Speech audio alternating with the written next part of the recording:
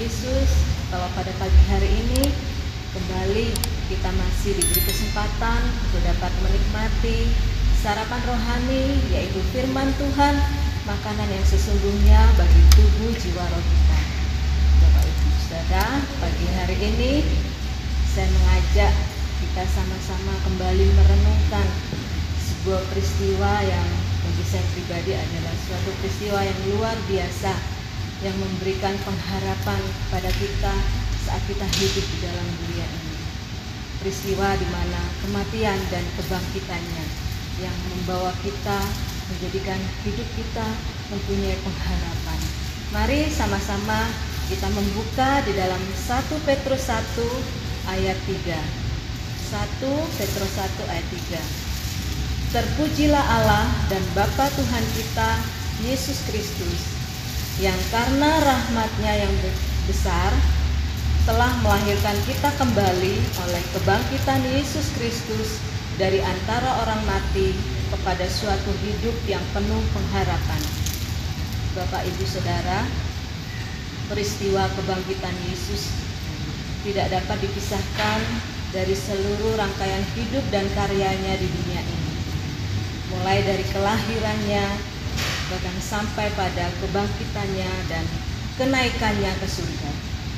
Di dalam Alkitab dengan lengkap dijelaskan bahwa Yesus bangkit pada hari yang ketiga.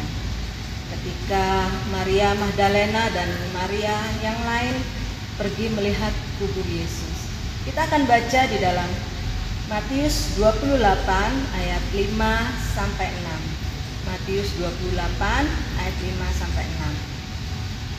Akan tetapi malaikat itu berkata kepada perempuan-perempuan itu, "Janganlah kamu takut, sebab aku tahu kamu mencari Yesus yang disalibkan itu.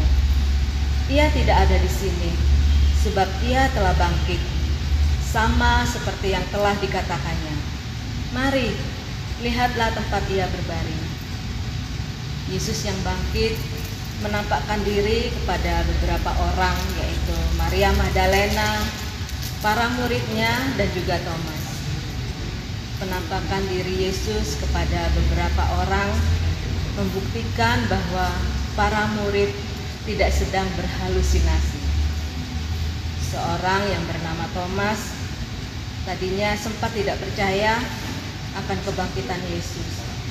Tetapi ketika Yesus menyuruh Thomas mencucukkan jarinya di tangan dan lambung Yesus, maka percayalah Thomas kepada Yesus. Paulus pun mengaku Yesus juga menampakkan diri kepadanya. Nah, dari sini kita belajar bahwa Yesus Kristus benar-benar bangkit, dan kebangkitannya bukan hanya sekedar peristiwa sejarah, tetapi menjadi suatu peristiwa yang memberikan pengharapan. Kebangkitan Yesus memberikan pengharapan akan kepastian iman kita.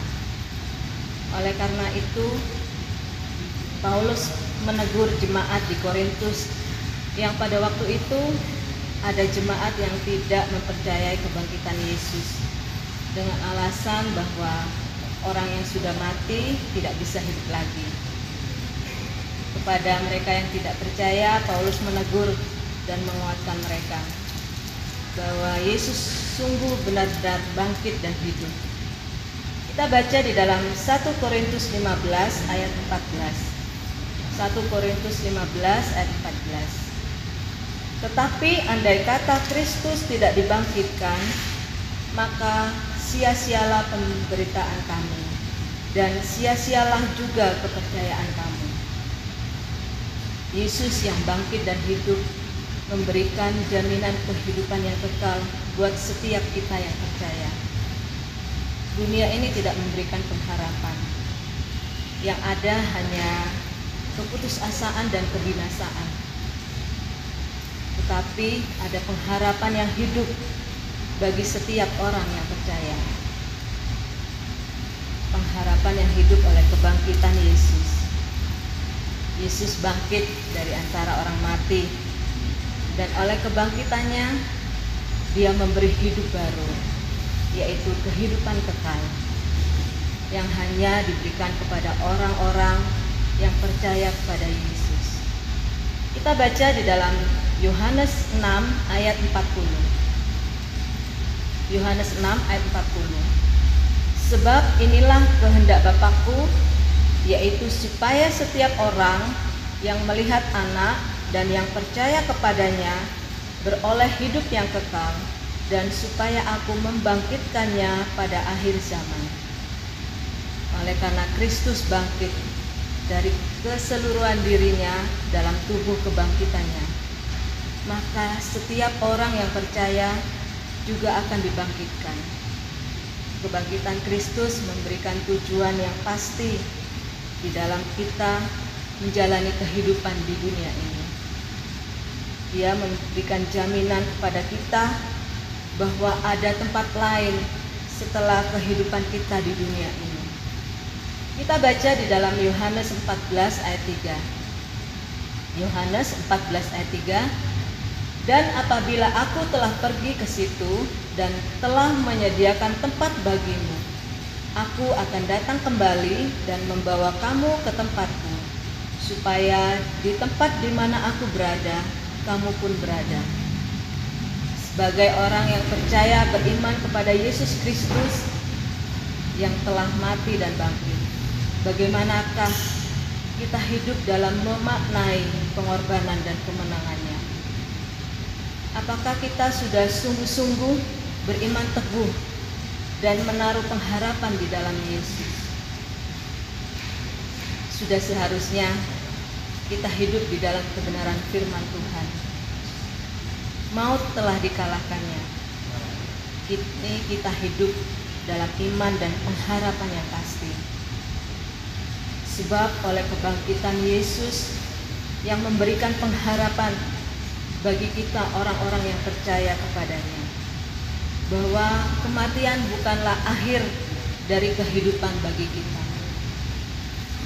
Ada sukacita yang dunia tidak bisa berikan dalam hidup orang-orang yang percaya, sebab kebangkitan Yesus adalah tanda sukacita yang Yesus berikan bagi kita yang percaya.